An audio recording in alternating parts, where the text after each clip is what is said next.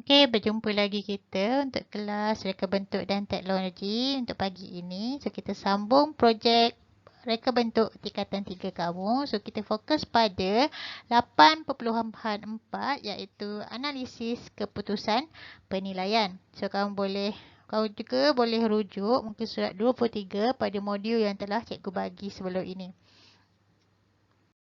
So, apakah objektif pengajaran kita pada hari ini? So, yang pertama, pelajar dapat membuat analisis dari keputusan penilaian.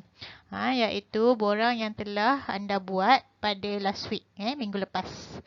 Okey, yang kedua, pelajar dapat keputusan pengujian berdasarkan dari penilaian yang dilakukan oleh 5 orang responden. So, pastikan responden anda telah mengisi borang tersebut. Dan pastikan borang tersebut kamu simpan sekali kan nak letak dalam folio kamu. Okey, kemudian yang ketiga, pelajar dapat menyelesaikan projek reka bentuk RBT anda untuk tingkatan 3.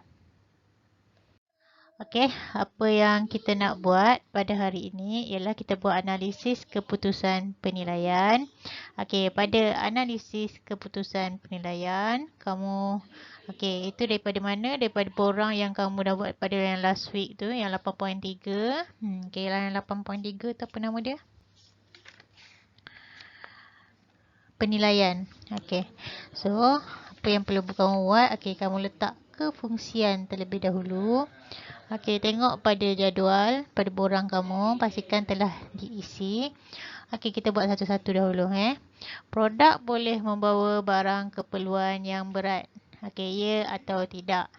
Okey, kalau ya, okey. So, 100% jawab ya. So, kamu letaklah 100%. Okey, kemudian produk boleh dibawa dalam masa 2 minit dalam jarak 0.5 kilometer. Okey, daripada 5 orang tu, 3 orang kata ya, 2 orang kata tak. So, apa yang perlu kamu buat? So, kamu kira sahaja 3 bahagi 5. Okey, 60% yang kata ya. Tapi lagi 40% kata tidak. Okey.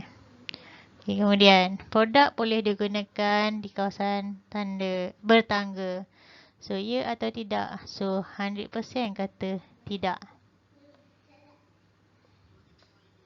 Okey. So, kesimpulan dekat situ ialah penggilap pula. Beg tarik beroda berfungsi sepenuhnya. Dia berfungsi sepenuhnya di kawasan yang rata tetapi tidak sesuai digunakan di kawasan yang bertangga. Okey. Kemudian kita pergi dekat ergonomik. Okey, ergonomik ialah keselesaan. So, produk mempunyai pemegang yang selesa. Okey, semua cakap ya. Okey, letak kat sini 100%. Okey, beg terasa ringan walaupun membawa barang yang berat. Okey, semua kata ya.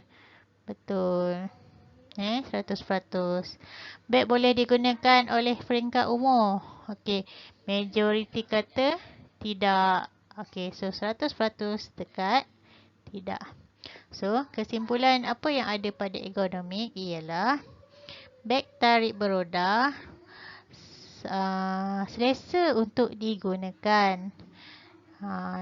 Selesa untuk digunakan tetapi tidak sesuai untuk dan hanya sesuai untuk mereka yang berusia bla bla bla berapa soalan macam beg cikgu ni sesuai untuk pelajar-pelajar sekolah rendah dan juga sekolah sahaja. Kamu boleh letak kesimpulan dekat situ. Kemudian kita pergi pula kepada reka bentuk dan nilai estetika. Reka bentuk yang menarik. Semua kata ya. Tapi kalau ada yang kata tidak, so kamu buatlah berapa persen. Penggunaan warna ceria pula. Okey, kalau kira macam biasa. Okey, macam cikgu semua kata ceria warna biru. Okey, 100%. Produk dihasilkan dengan bahan yang mesra pengguna. Semua kata ya. Okey, letak 100%.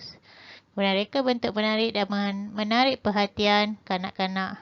Okey, ada kata tidak. So, tiga orang kata ya, ada 2 kata tidak. So, 60% di sini.